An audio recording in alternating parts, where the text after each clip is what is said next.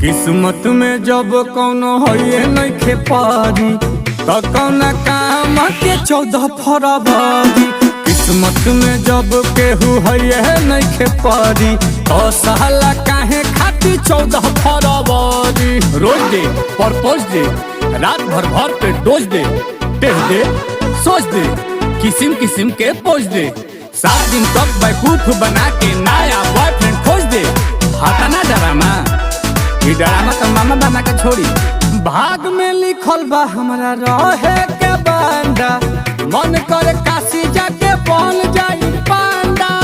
मन करे काशी जाके बन जाई पांडा। किरानी गुलाब के खेत दुई मांडा मरले रहे झापड़ हमके नाच के लवांडा।